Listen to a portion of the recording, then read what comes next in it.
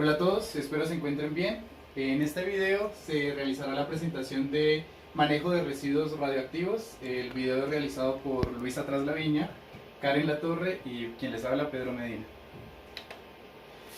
Eh, la presentación se divide en los siguientes ítems: tipo de residuos radioactivos, transporte, almacenamiento, disposición final, recurso didáctico y por último conclusiones. Bien, tipos de residuos radiactivos. Los residuos radiactivos son todos aquellos materiales o productos de desecho que contienen elementos químicos radiactivos que han sido resultado de procesos nucleares, medicina nuclear o algunos utilizados en investigación, en laboratorios de investigación. En Colombia, el Ministerio de Minas y Energía tiene un documento en el cual también menciona estos 6 tipos de residuos radiactivos. Aquí cada uno está con su sigla en inglés, y este documento lo publicó el Organismo Internacional de Energía Atómica. Bien, entonces, los residuos exentos y los residuos de vida muy corta tienen algo similar, pero estos residuos exentos cumplen la característica de que ellos no necesitan almacenamiento previo para un decaimiento del radionúclido. Es decir, que pueden ser vertidos al medio ambiente sin problema. Los de acá, que son residuos de vida muy corta, usualmente son utilizados en medicina nuclear o en investigación. Son radionucleidos primarios. Un ejemplo de esto es el yodo 131, que se ha utilizado mediante yoduro de sodio en tratamientos o en terapias. Residuos de muy bajo nivel. Estos residuos de muy bajo nivel no cumplen con los criterios de residuos exentos, pero pueden llegar después de un tiempo de almacenamiento a ser liberados al medio ambiente. ¿Por qué? Porque estos tienen una vida media muy corta, entonces después de almacenarlos pueden ir al medio ambiente. Aquí en este gráfico podemos observar que tenemos dos grandes clasificaciones: residuos de vida corta y residuos de vida larga.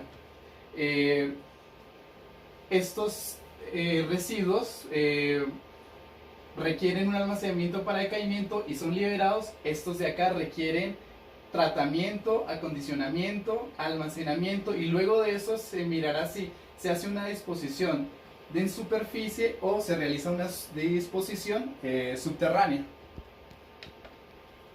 Los residuos de bajo nivel corresponden al 90% de todos los residuos radiactivos. Estos pueden provenir de artículos ordinarios como botellas, plásticos, telas, los cuales hayan estado en contacto con algún material radiactivo. Estos pueden provenir de hospitales, fábricas, laboratorios de investigación nuclear, y pues para fines reglamentarios estos residuos se pueden clasificar en 3 tipos: clase A, clase B y clase C. Esta clasificación tiene en cuenta la actividad, la concentración y el tiempo de vida media. Entonces, los desechos de clase A tienen radionúclidos con una concentración baja y un tiempo de vida media corto. Y pues ya los de clase B y C pues tienen concentraciones más altas y tienen tiempos de vida medias más largos. Obviamente estos residuos de clase B y C necesitan un mayor control en comparación a los de clase A.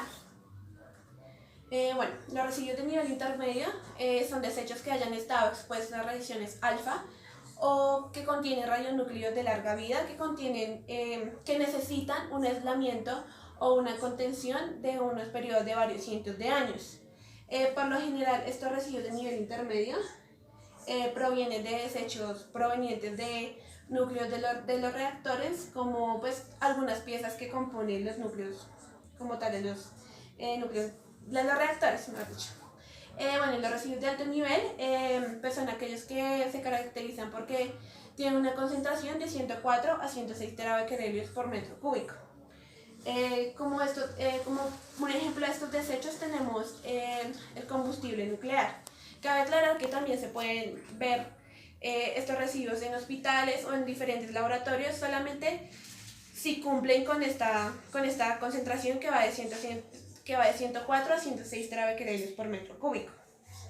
Bueno, en esta imagen vemos la central nuclear de Teherán ubicada en Irán. Entonces vemos aquí unas barras de combustible, en ellas hay una cápsula donde está el combustible nuclear. En este caso el combustible más común es el uranio 235. Pues antes de que este uranio 235, antes de que el uranio pueda ser utilizado como combustible nuclear, pues este debe pasar por un proceso pues para que solamente en el combustible, en estas cápsulas, haya solamente uranio 235, es decir, que no haya los demás isótopos. Entonces por eso se llama uranio enriquecido, porque solamente se encuentra el uranio 235. En el caso de transporte, encontramos acá una breve descripción de los reactores que están en funcionamiento, aparte también de aquellos que están en planificación. Francia cuenta con el mayor porcentaje de este tipo de reactores. Y no solo eso, este constituye el 13.8% de la energía mundial. Y aparte, en el caso de Francia, se puede observar también los daños que se están causando, dado que en el tema de agricultura presenta suelos bastante dañados, y esto a base de una contaminación cruzada entre reactores nucleares, por lo que también se ha llevado a base de estrategias como cultivos hidropónicos. Encontramos las 10 principales aplicaciones de la tecnología nuclear. Como se conocen, pues la primera es la electricidad, la segunda pues medicina, hidrología, agricultura, minería, industria y arte, medio ambiente, exploración espacial y cosmología. Es muy importante saber porque esta nos sirve como diagnóstico y tratamiento en el caso de la medicina, o como autenticidad y antigüedad, o sea, nos va a poder predecir el tiempo en el cual la pintura fue hecha, si es original o no, o eliminación de insectos o plagas, como indicadores biológicos también, a partir de una radiación, entre otras más. Entonces, básicamente tiene varias funciones. En el tipo de transporte ya nos embarcamos acá en el tipo de bultos, cómo van a ser empacados. Para el caso de los bultos exceptuados, esta tiene unas condiciones rutinarias, entonces por ende no va a tener una alta radiación y por lo cual no va a haber una alta contaminación. Lo único que se exige de este es que, aunque sea envuelto en condiciones rutinarias y no tenga ensayos en los cuales se va a determinar su fractura o que pueda ocasionar debe tener unas condiciones de simbología que especifique tanto el remitente como el destinatario, como las señas que permitan identificar cuál es su contenido. Para el caso de los bultos industriales, este tipo de bultos industriales encontramos que se describen A1 y A2. Limita la cantidad de transporte a disminuir los riesgos de contaminación. Estos son transportes que se han sido llevados por materiales que han sido por desmantelamiento de plantas nucleares, que tienen un contacto muy superficial. Entonces acá encontramos un ejemplo del tipo de embalaje. Ahora, en el caso del tipo B, en el tipo B sí tiene unas condiciones específicas. Para el tipo B1 no hay casi problema porque se han dado a base de desmantelamientos de plantas nucleares, desinstalaciones. Entonces ese tipo de materiales grandes como minerales de uranio natural y materiales de muy baja actividad pueden tener una mayor señalización, pero no es constituyente crítico por un análisis con ensayos pertinentes, como es el tipo del B2 y B3. En el tipo B2 y B3, digamos en el tipo de B2, deben cumplir con ensayos del tipo 1, y aparte de eso debe presentar unos ensayos sobre caída libre, objetos contaminados de hospitales y laboratorios, centrales nucleares y plantas de fabricación son los que se le hace este tipo de análisis. Y en el tipo B3 debe cumplir con los ensayos anteriormente nombrados y aparte debe pasar por ensayos de aspersión con agua y de penetración. Entonces esto nos podrá dar un indicio más o menos de qué tipo de transporte también se va a utilizar. No solo esto, vemos acá un ejemplo muy claro, donde tenemos un contenedor, un material que nos permita la amortiguación en el caso de que haya un tipo de golpe y aparte retención de líquidos y aparte un recipiente de acero con alta seguridad, o sea que aunque se ha estropeado o sufrió algún tipo de golpes, el material esté protegido.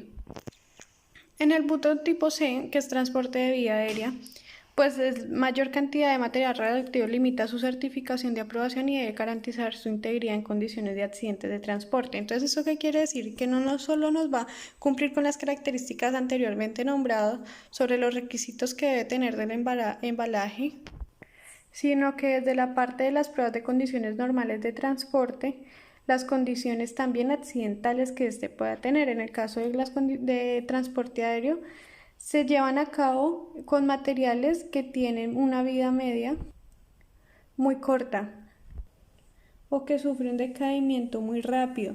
Este caso lo utilizan básicamente materiales para el uso médico. Este cuadro que nos indica básicamente las pruebas que se deben hacer. Si nos damos cuenta, pues acá ya hablan sobre pruebas de penetración, pruebas térmicas mejoradas, o sea que este debe cumplir con todas las condiciones, evitando un escape de este material radioactivo y poder generar un tipo de contaminación en el medio ambiente o persona cerca. En el caso de bultos con sustancias fisionables, pues son portadores de sustancias con materiales capaz de producir una reacción nuclear en cadena por medio de la citricidad. Entonces, esto lo que hace es evitar la citricidad que se transporta, pues se transporta óxidos de uranio enriquecido, material prima de los elementos combustibles, elementos sin irradiar hasta las centrales nucleares y desde las centrales nucleares en vez de irradiado, una vez irradiado. ¿Qué es lo que pasa acá? Son elementos básicamente que han tenido una contaminación o que están fuertemente irradiados, por lo tanto presentan una irradiación muy fuerte. En este caso encontramos una gráfica del embalaje donde encontramos el encapsulamiento del elemento combustible. Eso se lleva a cabo a partir de un bastidor donde se introduce el elemento en el bastidor, vendría siendo nuestro cuerpo del contenedor y el blindaje que nos va a permitir la seguridad. Aparte de eso, estos llegan a ser los limitadores del impacto. Entonces, como encontramos, estos irradian fuertemente o contaminan fuertemente por contacto directo. Entonces, los que han sido irradiados, pues vienen siendo con el combustible nuclear por medio de un desmantelamiento en planta nuclear, por lo que este presenta o emite calor y además puede tener un carácter fisionable. Y el bulto con hexafluoruro de uranio, que al contacto con el agua y el vapor de agua forman compuestos tóxicos y corrosivos, por lo que las características de embalaje pues básicamente van a ser más exigentes. El transporte también dependerá de la cantidad de material que se quiere también enviar. En el caso del marítimo, si se da el transporte de mercancías peligrosas de cualquier tipo, pues su diseño del embalaje pues también debería ser a partir de donde se va a llevar a cabo y este es utilizado básicamente para transportar a largas distancias y grandes cantidades de material. Las características se deben mirar a raíz de la vida que tenga este radioactivo o este núcleo en este caso, por lo que su decaimiento radioactivo va a ser lento. Entonces puede pasar varios días para que todavía funcione y cumpla con las características de este. Hay normas establecidas que son a nivel global cuando ya sale un material irradiado o radioactivo hacia otro lugar. Cuando son internas, la persona básicamente o la empresa desarrolla las estrategias para el transporte interno. Bien, almacenamiento. El objetivo del proceso de almacenamiento es impedir la llegada de radionúclidos al medio ambiente con actividad o niveles no inocuos. En esta imagen podemos observar 3 tipos de barrera que más adelante explicaré. Bien, es importante tener en cuenta que para el proceso de almacenamiento, transporte y disposición final se deben tener presente cuál es la actividad y cuál es la vida media del radionúclido que se encuentra en los residuos radioactivos. También se debe mirar si es sólido, líquido o biológico. Se debe realizar tratamiento a los residuos radioactivos. Por ejemplo, cuando es sólido se puede mirar si se compacta o no, si se incinera. Y en líquidos depende si es acuoso, se hace separación sólido-líquido, evaporación. Y si es orgánico se puede hacer destilación o también incineración. En esta gráfica podemos observar la relación entre la vida media y la actividad de cada uno de los 6 tipos de residuos radioactivos. Podemos observar que el límite que se ha realizado o se ha estandarizado para la vida media son 30 años. 30 años, ¿por qué? Porque si es mayor a 30 años se debe hacer un tratamiento y se debe almacenar en ciertas condiciones esperando de que haya un decaimiento. Usualmente 30 años, si es menor a 30 años la vida media, por ejemplo, algunos residuos exentos pueden tener 8 días, un mes, entonces pueden ser liberados rápidamente al medio ambiente. Pero, por ejemplo, los que pertenecen a High Level Waste necesitan por lo menos hacer un almacenamiento diferente y que no tengan contacto directo con el medio ambiente. Hay 2 tipos de almacenamiento: el almacenamiento temporal y el definitivo. El almacenamiento temporal es llamado almacenamiento temporal centralizado. Este se puede realizar en laboratorios de investigación, en hospitales y en todo lugar donde se maneje radionúclidos. En el definitivo, ¿en qué consiste? Que este es prácticamente la disposición final que se va a realizar sobre un radionúclido que tenga una vida media mayor a 100 años. En el almacenamiento geológico profundo se realiza un proceso de multibarrera. Tenemos 3 barreras: barrera físico-química, barrera de ingeniería y barrera geológica. La barrera físico-química lo que se busca es mantener el residuo dentro de una cápsula y este material va a estar en su gran mayoría, el elemento que van a tener ahí es óxido de, su composición es óxido de uranio.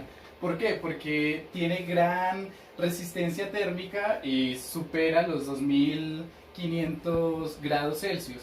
Y en la cápsula se requiere, pues porque va a haber como un sistema de válvula y tubería en el cual va a fluir agua y se va a monitorear si hay presencia de actividad, porque esto va a ser almacenado de manera geológica profunda. La barrera de ingeniería se utiliza, usualmente se utiliza bentonita. ¿Qué es la bentonita? La bentonita es una arcilla que tiene los siguientes óxidos. Tiene óxidos de hierro, tiene óxidos de calcio, magnesio.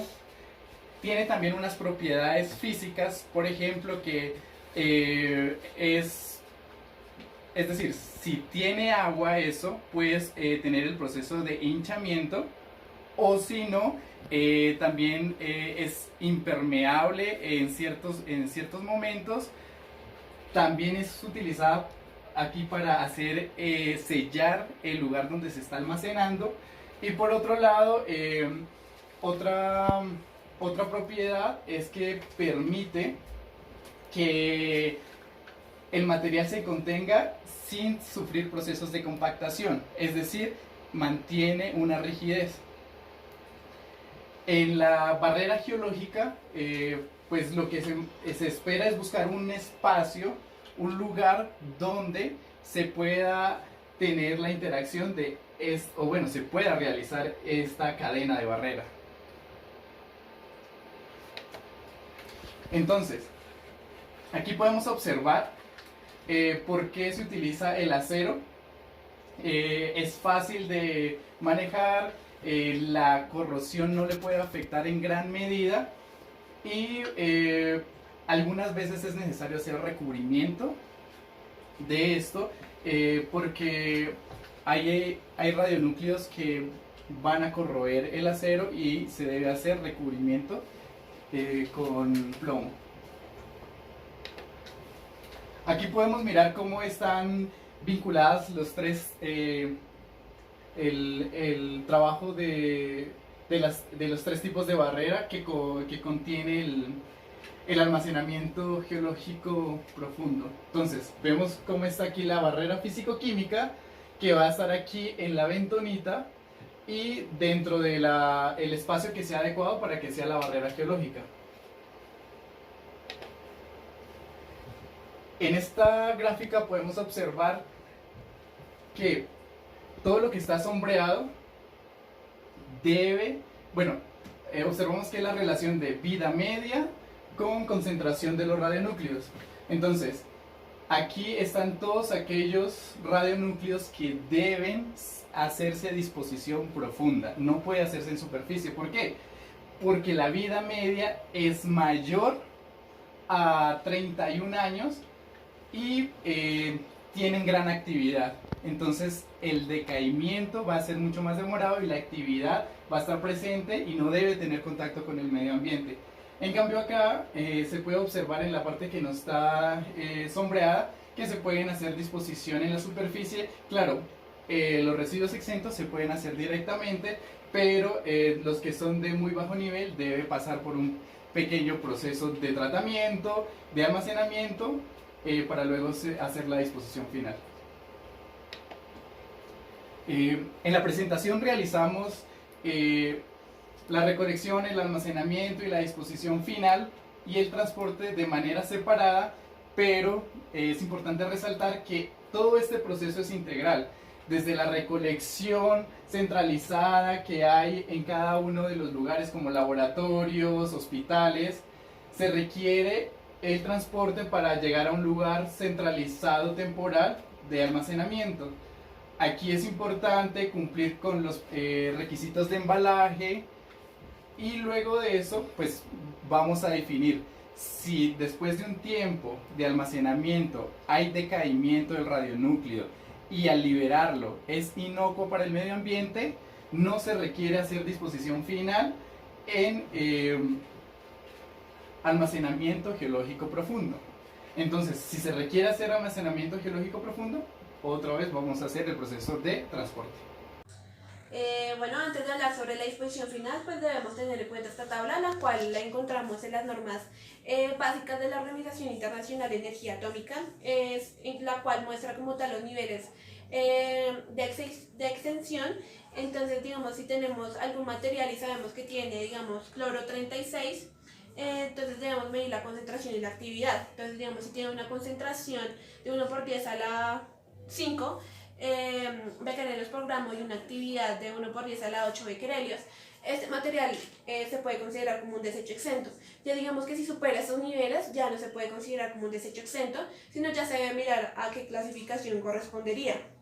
Pues para recordar, pues un desecho exento pues es aquel que no implica ningún peligro para la salud humana ni para el medio ambiente. Eso también se puede ver desde la dosis efectiva, pues la cual no puede superar valores de 10 microsievert para humano y si estamos hablando de un colectivo no puede superar valores de 1 sievert para un humano.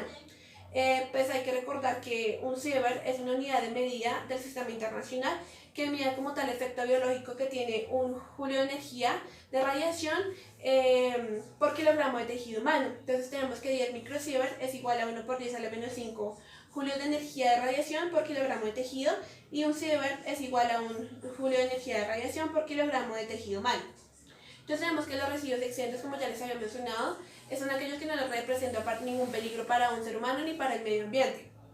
Por lo cual digamos que no tienen ningún control reglamentario, lo cual significa que se pueden disponer en vertederos convencionales. En este caso vemos este vertedero se encuentra ubicado se encuentra en Bridgeton, Missouri, y se llama Westlake. Bueno, los residuos de vida muy corta, pues como su nombre lo indica, son residuos que tienen un tiempo de vida media pues corto, y lo que se hace es que en primer lugar se almacenan por un tiempo para que disminuyan su actividad y luego sí se puedan considerar como desechos exentos y se puedan poder eliminar en vertederos convencionales. Digamos que estos radionúclidos deben tener como tal la característica de que su tiempo de vida media sea de 100 días o menos. Ya digamos que si supera ese tiempo de vida media, pues no se puede considerar este residuo como un residuo de vida media muy corto. Como unos ejemplos de estos radionúcleos tenemos el tecnesio 99 metastable, el cual, como ya lo habíamos visto en las demás exposiciones, se utiliza en la medicina nuclear para la ubicación de algunos tumores. Y tenemos el iridio 192, el cual se utiliza en la industria para tomar radiografías de algunas piezas metálicas para evaluar alguna falla o alguna falencia de algún sistema. Tenemos los residuos de muy bajo nivel. Estos residuos se encuentran cerca o por encima de los niveles de eliminación. Estos residuos se pueden eliminar mediante instalaciones de relleno sanitario cerca de la superficie a nivel del suelo. Pues estos rellenos pueden tener cubiertas desde simples hasta ya teniendo en cuenta pues, unos sistemas más complejos. Entonces tenemos acá un relleno sanitario cerca de la superficie bajo nivel. Tenemos este relleno sanitario se llama el Cabril, está ubicado en España, y la entidad reguladora es la empresa nacional de residuos radiactivos, es la empresa ENRESA, la cual se encarga como tal del manejo de residuos radiactivos en el país. Bueno, los residuos de bajo nivel. Pues son aquellos que necesitan un mayor contenimiento y aislamiento, los cuales pueden, entonces necesitan una eliminación cerca de la superficie.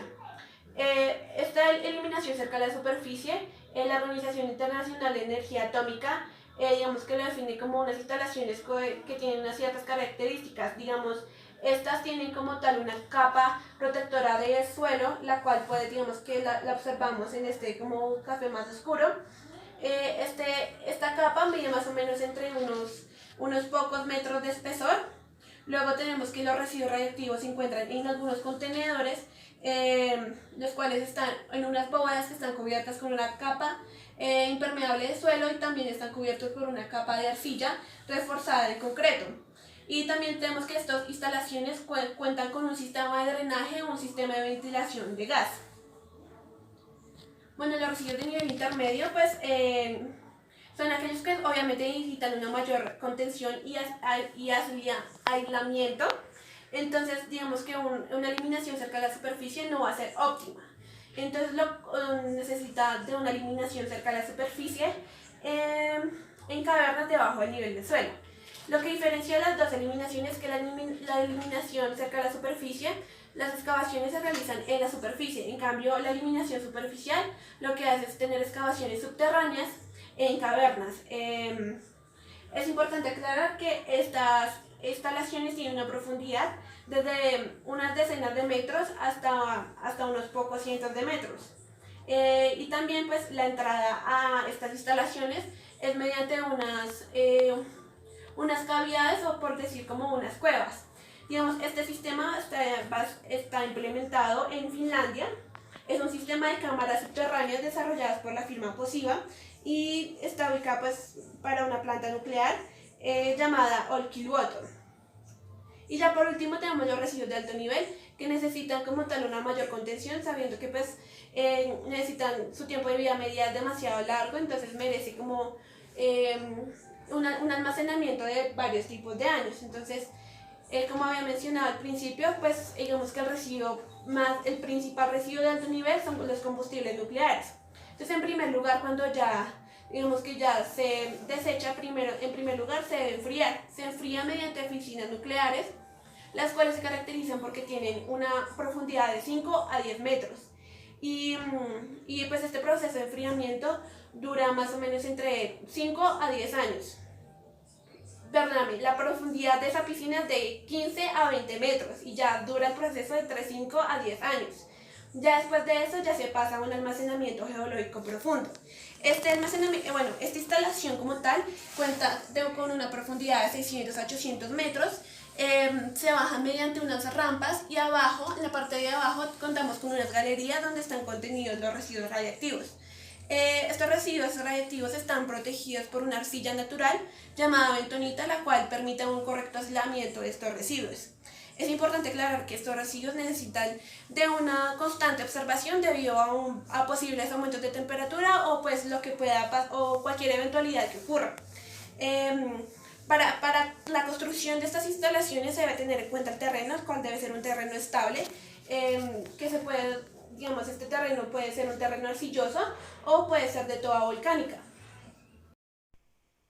En el caso de nuestro recurso didáctico, nosotros implementamos este a partir del juego, donde nuestro objetivo es implementar el aprendizaje cooperativo por medio de la lúdica juego, adaptando criterios de acuerdo al desarrollo de la actividad en conceptos de residuos radioactivos, pero en este caso nosotros quisimos adecuar las TIPS como método de enseñanza por medio de un juego de mesa. Entonces, el contenido del juego es básicamente lo que nosotros diseñamos, es un tablero de juego que nos ayudó a nosotros a movilizarnos de acuerdo a que sea un juego de mesa. Tiene unos dados, unas fichas de clasificación y unas fichas stop.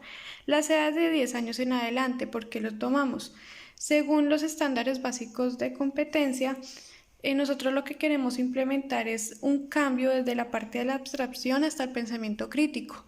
Los 10 años vendrían siendo grado quinto. En el grado quinto, según este tipo de estándares, ellos presentan y se muestra ahí, según el Ministerio de Educación y la Secretaría de Educación, viene básicamente de todos los estándares, se encuentra la observación, la búsqueda de información, como también la comunicación, y ya viene dentro de los problemas ambientales. En este caso encuentras el tablero. El tablero fue diseñado por nosotros. En estas partes que están acá son unas fichas físicas que tú vas a ver en la RUME. Estas se encuentran impregnadas en el tablero. Hay unos códigos QR que serían nuestros tips que estamos manejando. Nuestros tics, perdón. Entonces, ¿de qué consta? Los estudiantes empezarán a correr según el número que les dé su dado. Entonces van a coger este recorrido. Cada vez que caigan en una de las fichas, ellos tomarán una de estas fichas. Cada una de esas fichas tienen un propósito que ya les diré a continuación. Estos QRs también son unas pistas que también se los describiría. Y este par impar, ¿qué quiere decir? Que tú debes pasar al otro lado, pero entonces si sacas número par vendrías por este lado, si sacas número impar vendrías por este lado. Como te das cuenta, no tiene fin. Entonces en el momento de que si tú caes acá, vas inmediatamente donde tu gemelo, que es acá, o en el caso de esta estará en la parte de abajo.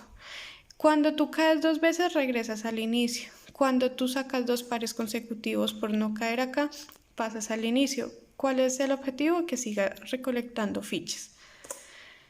Estas son las fichas de preguntas, el tipo de fichas. Entonces tenemos tipo de residuos, tipo de almacenamientos y tipo de transportes, que son estas que se encuentran acá abajo.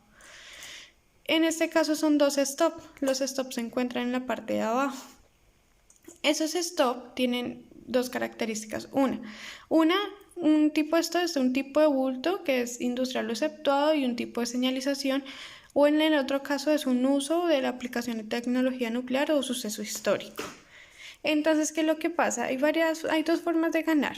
Entonces, los estudiantes empezarán a recolectar cartas de tal manera que la forma de ganar es que obtengas 3 grupos de 3 cartas que sean afines. Cuando digo sean afines es que si tú tienes un tipo de residuo, coincida con tu tipo de almacenamiento y con tu tipo de transporte. Tienes que tener 3 cartas que coincidan. Cuando no coinciden, pues no ganas. Hay una variedad de cartas, entonces te permite a ti empezar a jugar con eso. La otra forma de ganar es que tú completes un juego entero, que es las 5 cartas. O sea, aparte de que tienes las 3 cartas, estas 2 cartas que vendrían siendo la aplicación como combustible nuclear en este ejemplo, o el otro tipo de bulto o tipo de señalización. Pero entonces el fundamento es que todo debe estar consecutivo, o sea, todo debe corresponder al tipo de residuo que hayas obtenido. En el caso de los sucesos históricos, nosotros enmarcamos acá las TICs. Las TICs para desarrollar a partir del método informático estrategias que los muchachos puedan fomentar dentro de sus celulares. Entonces, el 1 correspondería a videos, el 2 correspondería a lecturas.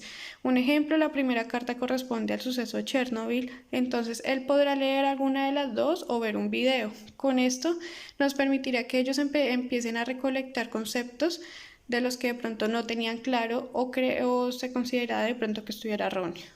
Y así poder construir sus cartas de tal manera que sean factibles. Las pistas. Estas pistas se encuentran en el tablero. Estas que encontramos acá.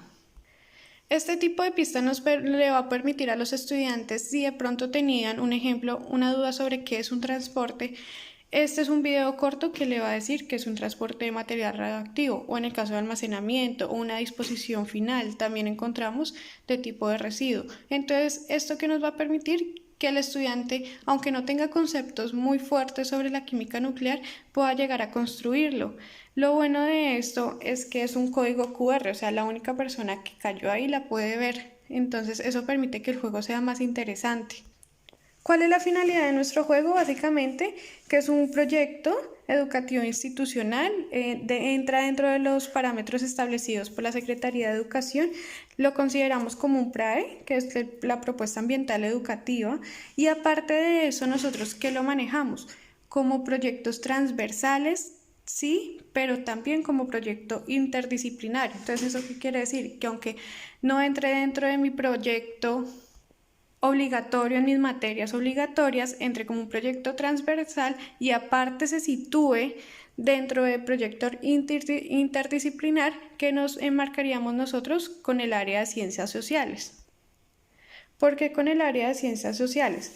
Porque estuvimos mirando los conocimientos básicos del estudiante en las ciencias sociales y correspondería no solo a un análisis literario, sino que desarrolla una parte de contexto y ciudadanía.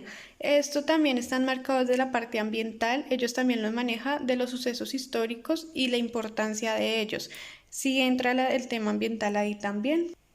Además que involucramos aparte de las TICs, en el celular de nosotros pudimos localizar en alguna de estas casillas vacías hacer un tipo de realidad virtual. ¿Eso qué quiere decir? Que en el momento de que tú caigas en algún lado, tú puedes pasar tu celular y se va a ver una imagen que puede ser un tipo de transporte, un carro, un avión o un tipo de residuos, que eso solo lo va a ver la persona que haya caído ahí. Entonces nos facilitaría a nosotros también, estamos motivando, en parte estamos desarrollando y incentivando la motivación intrínseca. ¿Y cuántas personas lo podrían jugar? Entonces se podrían hacer, hay dos modalidades, una que jueguen 4 personas, no más, otra que se formen grupos de 4 personas, grupos para formar 4 fichas. Entonces sí se puede llegar a hacer. Esta es nuestra unidad didáctica. Gracias. Finalmente, como conclusiones, tenemos que antes de hablar como de un manejo de residuos reactivos, debemos tener en cuenta como tal la clasificación de estos residuos. Y pues a su vez, antes de hablar de un transporte, un almacenamiento, disposición final, debemos tener en cuenta la actividad, la concentración y el tiempo de vida media de los radionúclidos presentes. En cuanto a si Colombia maneja como tal, digamos que si tiene un manejo de residuos reactivos, si lo tiene, está a cargo como tal del sistema geológico colombiano. Y digamos que ya como conclusiones del recurso didáctico, tenemos que no solamente este recurso didáctico, digamos que se puede utilizar como proyecto transversal en cualquier nivel de escolaridad, pues atendiendo a cada una de las capacidades que tengan los estudiantes. Y que pues que nuestra estrategia es que este recurso didáctico no solamente sea implementado como tal para la enseñanza de los manejos de residuos radiactivos, sino que también sirva como un apoyo para enseñar a los estudiantes o crear conciencia del manejo de estos residuos, y que pues también no se queden solamente con las consecuencias negativas, sino que también se enfoquen en cada una de las aplicaciones, como ya lo hemos visto, como la medicina nuclear, en la industria, y también como, como el manejo de producción de energía. Y pues es importante, claro, que la información de nuestra exposición la sacamos como tal de las normas básicas de la Organización Internacional de Energía Atómica. Tanto la clasificación como el manejo de residuos radiactivos, tanto transporte, almacenamiento y disposición final, la sacamos de estas normas. Pues eso sería todo. Muchas gracias.